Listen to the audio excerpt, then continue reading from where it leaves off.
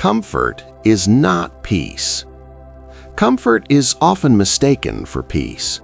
A familiar routine, predictable relationships, a life that looks stable from the outside.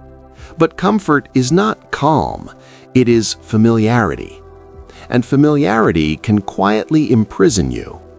You stay because it's known, you tolerate because it's easier. You settle because change feels risky. Carl Jung believed that the psyche suffers not from hardship alone, but from a life unlived, a life where truth is sacrificed for safety. Comfort asks very little of you. Truth asks everything. Comfort says, "Don't disturb what works." Truth whispers, "This is not who you are." And most people silence that whisper, not because it's wrong, but because it's inconvenient.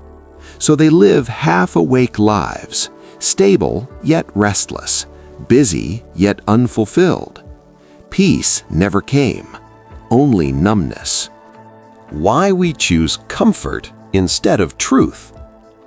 Choosing comfort is not a moral failure, it is a survival strategy. From early on, you learn that truth can cost you love, approval, and belonging. You learn that being agreeable keeps you safe. So you adapted. You edited yourself. You delayed honesty. You buried parts of who you are. Jung called this the persona, the mask we wear to survive society. The persona is useful, but dangerous when it becomes permanent, because comfort keeps the mask in place. It tells you, now is not the right time. Others depend on you. This is just how life is. And slowly, truth begins to feel threatening, not because it is wrong, but because it demands change. The cost of avoiding truth. Truth does not disappear when ignored. It waits. It shows up as fatigue without cause, as irritation without reason, as a quiet sadness that follows you even in good moments. Jung believed that what is denied consciously appears unconsciously. That's why comfort eventually becomes heavy. You may succeed, you may be praised, you may appear fine, but inside something resists. You begin to feel disconnected from your own life, like an observer instead of a participant. This is not depression, this is misalignment. Your soul is tired of compromise, and no amount of comfort can replace meaning. The moment truth demands attention. There is a moment when truth stops whispering, not with violence, with clarity. It arrives as a simple realization: I can't keep living like this. No drama, no breakdown, just honesty. Jung believed transformation begins the moment we stop lying to ourselves. In that moment, you don't yet know what to do, but you know what you can no longer do. You can no longer pretend. You can no longer numb yourself. You can no longer betray what feels real.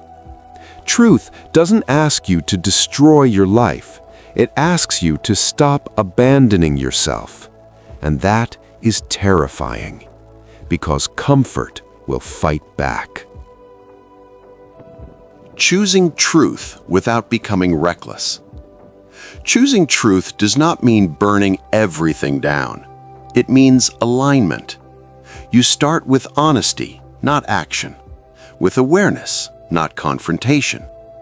You begin to say no where you once forced yes.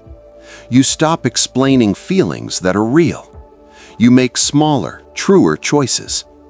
Truth strengthens you quietly. You don't need approval anymore. You don't need constant certainty. You don't need to perform. Jung called this process individuation, becoming whole rather than acceptable. And with each truthful choice, something shifts. Your energy returns. Your intuition sharpens. your inner conflict fades.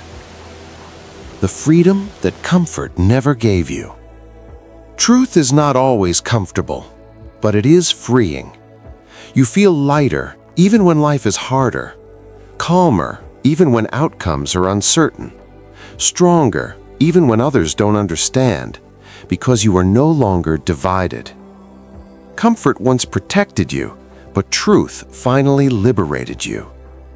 You stop asking, "How do I keep this stable?" and start asking, "How do I live honestly?" Fear doesn't disappear, but it loses authority, and life begins to respond differently. Not because everything goes your way, but because you are finally going your way.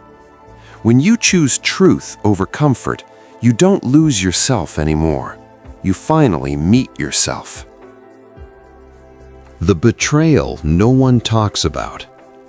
There is a betrayal that doesn't look like betrayal. No shouting, no broken promises, no dramatic endings, just silence. It happens when you say yes while your whole body says no, when you stay quiet while something inside you is screaming, when you choose comfort over truth again and again. This is self-betrayal. And most people don't even realize they're doing it. Carl Jung believed that the deepest wounds are not caused by others, but by the parts of ourselves we abandon to survive. You learned early that being accepted mattered, that fitting in was safer than standing out, that pleasing others avoided conflict. So you adapted. You hid parts of yourself. You softened your truth. You ignored your instincts. Not because you were weak, but because you wanted to belong. And slowly, without noticing, you began living a life that looked right, but felt wrong. That feeling you call emptiness, that quiet exhaustion, that sense of being disconnected from your own life, that is the cost of self-betrayal. Comfort is not peace. Comfort is often mistaken for peace. A familiar routine, predictable relationships, a life that looks stable from the outside. But comfort is not calm, it is familiarity. And familiarity can quietly imprison you. You stay because it's known, you tolerate because it's easier. You settle because change feels risky. Carl Jung believed that the psyche suffers not from hardship alone, but from a life unlived, a life where truth is sacrificed for safety. Comfort asks very little of you. Truth asks everything. Comfort says, "Don't disturb what works." Truth whispers, "This is not who you are." And most people silence that whisper, not because it's wrong, but because it's inconvenient. So they live half-awake lives, stable yet restless, busy yet unfulfilled. Peace never came, only numbness.